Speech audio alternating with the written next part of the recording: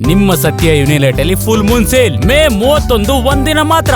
ಸತ್ಯ ಯುನಿಲೆಟ್ ರಾಜ್ಯ ರಾಜಕಾರಣದಲ್ಲಿ ಭಾರಿ ಸಂಚಲನ ಸೃಷ್ಟಿಸಿದೆ ಡಿಕೆಶಿ ಜ್ಯೋತಿಷಿಯವರ ಈ ದ್ವಾರಕನಾಥ್ ಗುರೂಜಿಯವರ ಒಂದು ಸ್ಫೋಟಕ ಸಂದರ್ಶನ. ಜಿ ಕನ್ನಡ ನ್ಯೂಸ್ ಜೊತೆ ಮಾತನಾಡಿದ್ರು.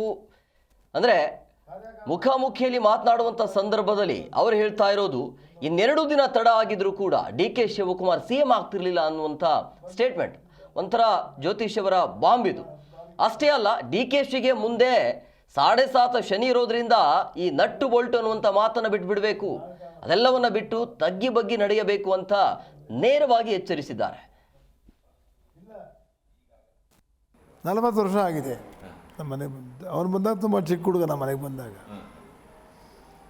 ಕಾರ್ಯಕಾರಣ ಯಾರನ್ನು ಕೇಳ್ದ, ಇವರು ಇಂದಿರಾ ಗಾಂಧಿಗೆ ದೇವರಾಸಿಯಲ್ಲಿ ಇವರೇ ತಂದವರು ಪ್ಲ್ಯಾಟ್ಫಾರ್ಮ್ಗೆ ಅಂತ ಹೇಳಿದ್ರು.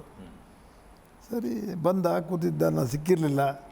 ಒಂದು 10 ಬಾರಿ ಬಂದ, ಕಡೆ ಸಿಕ್ಕಬೇಕಾಯ್ತು.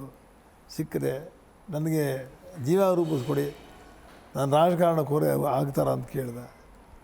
ನೋಡಿದೆ, ಹೇಳಿದೆ ಹೋಗಪ್ಪ ನೀನು ಅಂತ. ಇಲ್ಲ ಎಲ್ಲ ಅವನ ಜೀವನದ ಉದ್ದಕ್ಕೂ ಎಲ್ಲ ಕಷ್ಟಪಟ್ಟೆ ಅವನಿಗೆ ಬರೋದು. ಅವನಿಗೆ ಇದು ಕಷ್ಟಪಟ್ಟೆ ಬಂದ್ಯಾರು, ಮುಖ್ಯಮಂತ್ರಿ ಸ್ಥಾನ ಕಷ್ಟಪಟ್ಟೆ ಬಂದ್ಕೊಂಡಿದ್ದಾರೆ. ಪಾಪ 9 ತಿಂಗಳಾಗಬೇಕಾಗಿತ್ತು, ಲಾಸ್ಟ್ ನವಂಬರ್ಗೆ ಆಗಬೇಕಾಗಿತ್ತು. ಏನಾಗುತ್ತೆ ನೋಡಿ, ಆಗೋದನ್ನು ಇಂಥ ಸಮಯಕ್ಕೆ ಆಗುತ್ತೆ ಅಂತ ಹೇಳ್ಬೋದು. ಆದರೆ ಇವೊಂದು ಒಬ್ಬಂದೇ ಅಲ್ವಲ್ಲ, ಇಲ್ಲಿ ಸಿದ್ದರಾಮಯ್ಯ ನಮ್ಮದೇನು ಜಾತಕಾಲ ಪಾತಕಾಲ ಏನೂ ಇಲ್ಲ. ಮತ್ತು ಅವ್ರು ಹೆಂಗೆ ತೊಗೊಂಡೋಗ್ತಾರೆ ನಮ್ಗೆ ಅರ್ಥ ಆಗೋಲ್ಲ ನಮಗೆ. ಆದರೆ ಇವನು ಮುಖ್ಯಮಂತ್ರಿ ಆಗೋದು ಚೆನ್ನಾಗಿ ಕಾಣುತ್ತೆ. ಅಲ್ಲಿ ಮುಖ್ಯಮಂತ್ರಿ ಆಗ್ತಾನೆ, ಒಳ್ಳೆ ಆಡಳಿತ ಮಾಡ್ತಾನೆ, ಎಲ್ಲ ಕಾಣುತ್ತೆ.